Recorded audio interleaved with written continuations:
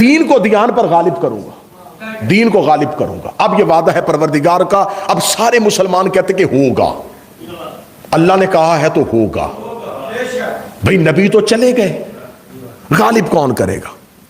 اب مسلمانوں کے جتنے فرقے ہیں ان میں سے واحد ایک متفق ترین عقیدہ ہے، عقیدہ مہدی، جو تمام مسلمان فرقوں کے درمیان اختلاف نہیں ہے۔ ہر فرقہ یہ کہتا ہے کہ ایک امام آئے گا، کوئی فرقہ اس میں یہ وجہ اختلاف ہے ہی نہیں۔ یہ خلافت علی نہیں، امامت مہدی ہے۔ کہ کوئی تسلیم کرے کوئی نہ تسلیم کرے، سب نے تسلیم کیا۔ میں فرقوں کی بات نہ کروں گا، میں پھر بھی حق بجانب ہوں۔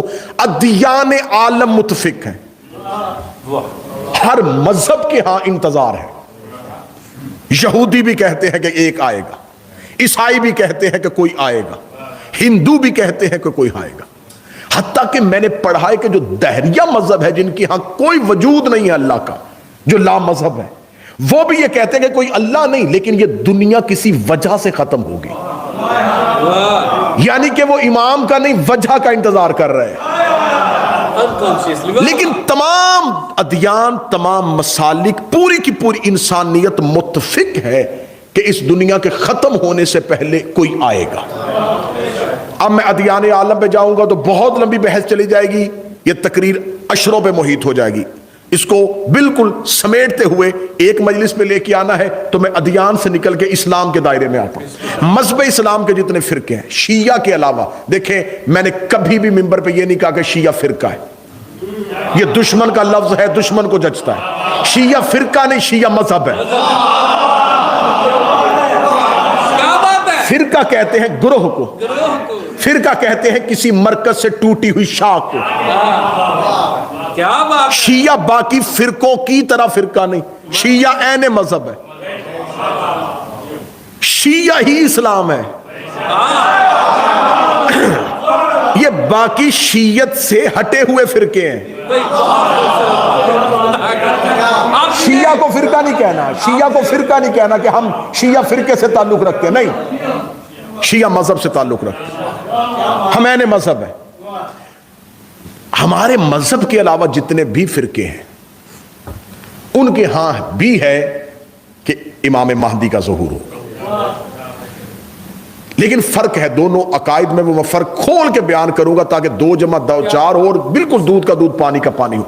ہمارے ہاں ہے کہ وہ آ چکے ہیں اور اب ان کا ظہور ہونا۔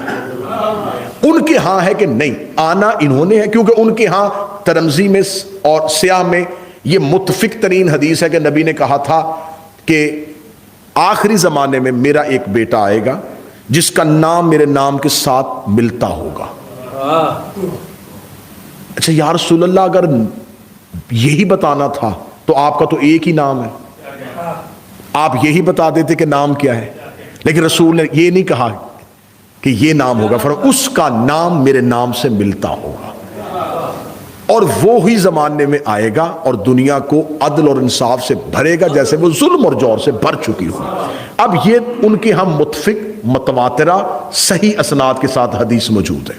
اب انہوں نے آ کے اس حدیث میں تھوڑی سی اپنی طرف سے ایڈیشن کیا ہے۔ وہ کہتے ہیں آنا ہی اس نے ہے جس کا لقب مہدی ہے، لیکن وہ ابھی پیدا ہوں گے، پھر جوان ہوں گے، اور پھر وہ زمانے کے سامنے ظاہر ہوں گے۔ لہٰذا ان کے ہاں ہے کہ امام مہدی جو ہے انہوں نے ابھی پیدا ہونا ہے۔ ہم کہتے ہیں کہ وہ آ چکے ہیں، انہوں نے ظاہر ہونا ہے۔ اب میں شیعہ سے نہیں، میں اپنی قوم کو دلیل دینے لگا ہوں، اور دلیل اتنی وزنی دینے لگا ہوں کہ اس میں سوال اٹھے گا ہی نہیں۔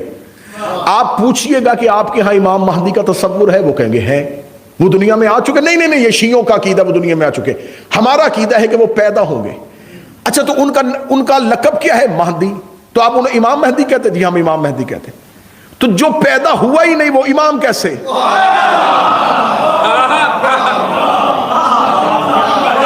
جو ابھی پیدا ہی نہیں ہوا وہ امام کیسے بن گیا؟ تو آپ کے ہاں تو امامت کا یہ تصور ہی نہیں ہے۔ تو اگر آپ نے یہ مان لیا ہے تو پھر آپ کو یہ ماننا پڑے گا کہ اگر آخری پیدا ہونے سے پہلے امام ہو سکتا ہے تو پہلا اترنے سے پہلے امام کیوں نہیں ہو سکتا؟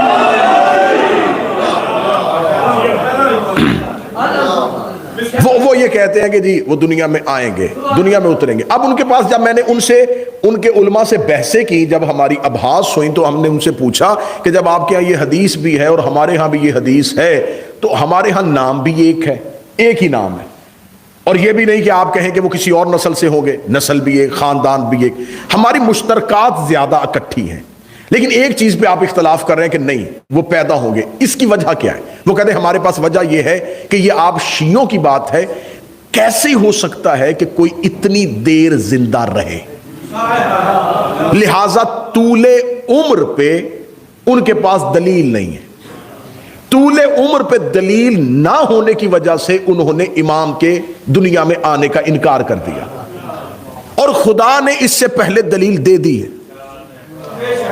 اب میں اس کا جواب آپ کو دینے لگا ہوں کہ جب آپ سے یہ کوئی یہ کہے کہ یہ کیسے ہو سکتا ہے کہ آپ کا امام اتنی دیر سے زندہ ہے، اتنی دیر زندہ کوئی کیسے رہ سکتا ہے، اب میں دلیل دینے لگا ہوں۔ نبی کے جانے کے بعد سلسلہ نبوت ختم ہوا تھا، سلسلہ ہدایت ختم نہیں ہوا،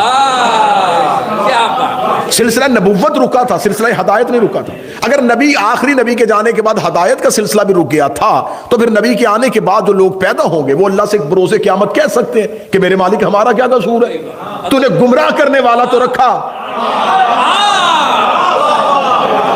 اور ہدایت کرنے والا رکھا ہی کوئی نہیں۔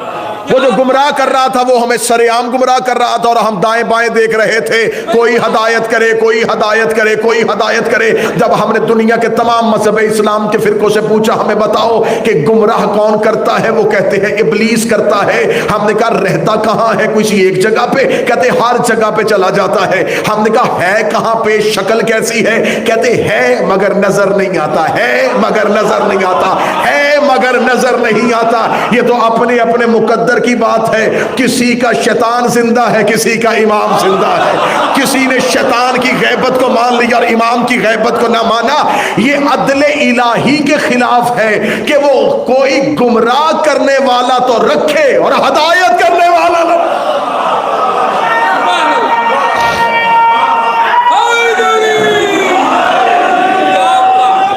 بسم اللہ۔ اگر کوئی گمراہ کر رہا ہے اور نظر نہیں آ رہا تو کوئی ہدایت بھی کر رہا ہے اور نظر نہیں آ رہا، اور یہ بالکل خلاف عقل عقیدہ ہے کہ کوئی چیز نہ ہو، نظر نہ آئے تو اس کے نہ ہونے کی دلیل ہے، کسی کا نہ نظر آنا اس کے نہ ہونے۔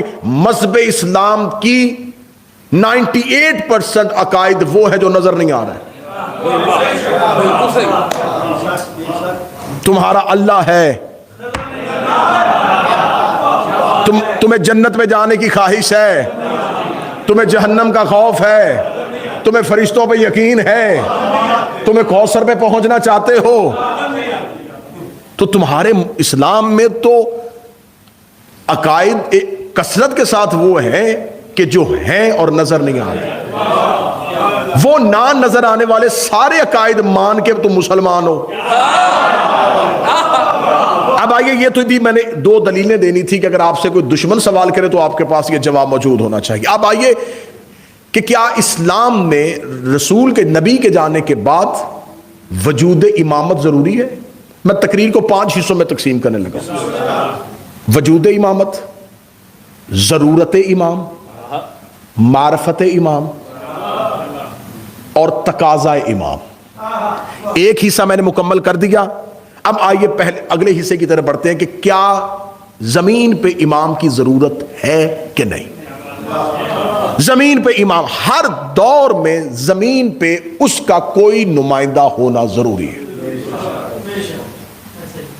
یہ زمین جو ایک گولا ہے اس کے اندر اس کا ایک نمائندہ یہاں ہونا ضروری ہے، کیونکہ وہ خدا ہے اور وہ ہم میں اتر نہیں سکتا،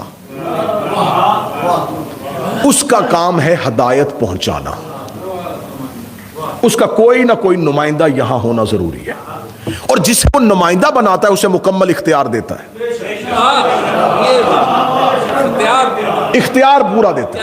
اختیار کی میں بات بالکل اتنی آسان مثال دوں گا کہ آپ کو جب تک مثال یاد رہے گی نتیجہ ساتھ یاد رہے گا۔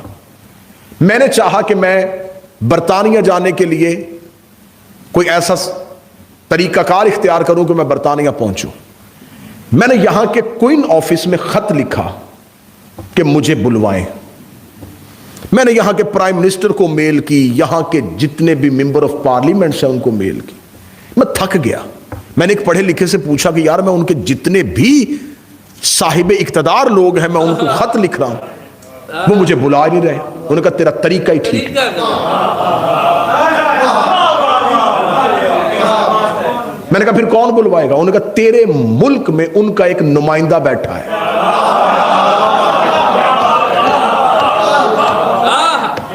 تو اس کے پاس جا۔ میں نے کہا وہ نمائندہ وہ مجھے اس ملک میں بھیج دے گا؟ انہوں نے کہا بھیج دے گا۔ میں اس کے پاس گیا، میں نے کہا جی میں یو کے جانا چاہتا ہوں۔ انہوں نے کہا جی کاغذات دکھائیں۔ میں نے کہا کاغذات وہاں جا کے دکھاؤں گا، تجھے کیوں دکھاؤں؟ اس نے کہا مجھے میرے ملک نے یہ اختیار دے کے بھیجا ہے کہ میں کاغذات دیکھ کے فیصلہ کروں گا تم میرے ملک میں جانے کے قابل ہو یا نہیں۔ اللہ جانے کہاں چلا گیا مجمع۔ میں تو زور بھی نہیں لگا رہا کہ تاکہ تمہارے ذہنوں پہ گھرا نہ گزرے۔